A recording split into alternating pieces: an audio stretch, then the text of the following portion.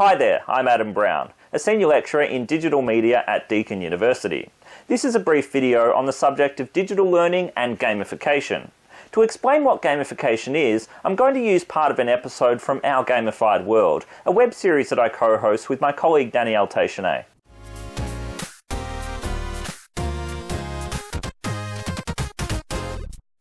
We should probably quickly define what gamification is. So gamification is the use of gaming elements in non-gaming contexts. In other words, gamification is not gaming. And in order to underline this point that gamification is not gaming, I put together a little segment with my canine companion Frank that I like to call Speaking Frankly.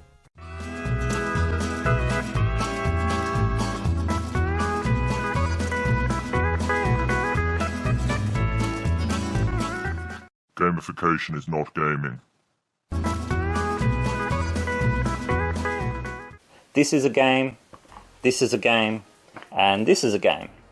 Gamification is different, and this distinction has led to some very strong value judgments between games on the one hand and gamification on the other. In recent years, I've met a number of academic researchers, industry practitioners, and others who really dislike the term gamification and dismiss any application of it as something not to be taken all that seriously. To me, this is a fairly absurd position. Gamification is so broad, any rejection of it like that can only be because of a misunderstanding of what gamification is. I mean, it's like saying that all social media is terrible. You mean that some people do say that? Seriously. Gamification has been applied in many different areas, and in the context of education, it's taken on a number of different forms. There's no one cookie-cutter model for how gamification will work in every situation. To give you a bit of a sense of just one way that I've used gamification in my own teaching, here's another clip from our Gamified World. I, on the other hand, work with social media, so my purpose in life a lot of the time is to get people active online using real-world social media platforms, get them tweeting, get them blogging, get them podcasting, video making, all that kind of stuff. And I wasn't seeing that happen. That was sort of all the units, undergrad and postgrad I was teaching, I was not seeing that happen. People were still enjoying having some teaching videos instead of lectures, and they were enjoying the different kinds of assessment, but I wasn't getting the extra kind of community building that I wanted to see in social media. And so I decided to develop what I called the Tiferet System after my canine companion Tiffany, who was kind of a mini celebrity, much more than any student tutor or myself in the unit, because she's got her own Twitter account. And so the Tiferet System was my way of really trying to combat this crisis of engagement.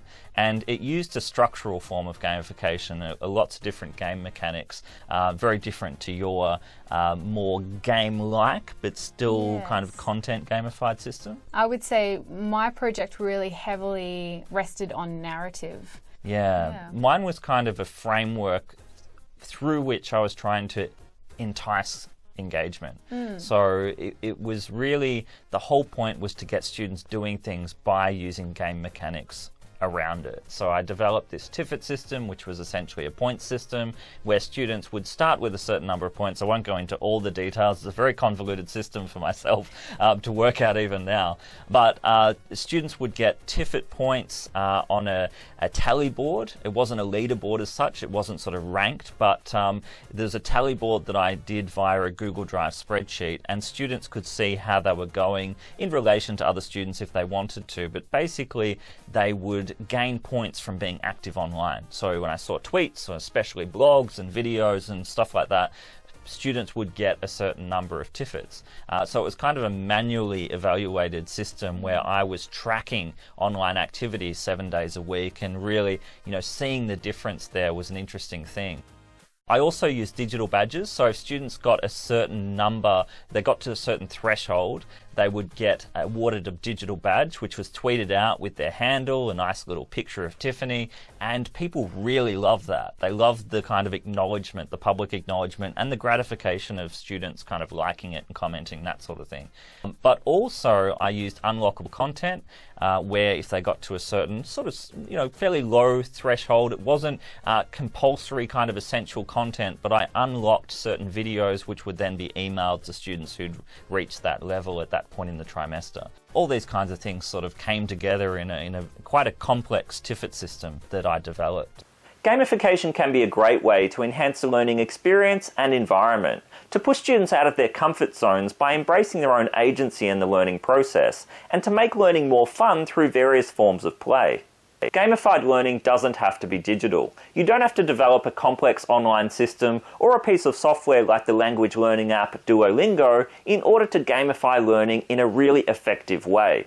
Here's a small example of something I've done in seminars before, where I give students the choice, the agency, to choose what topics we focus on and for how long we do so. My main piece of advice regarding gamification is start small. There's a lot of advice out there online and also growing research in the area. Thanks very much for watching. I hope you found this a useful peek into the world of digital learning and gamification.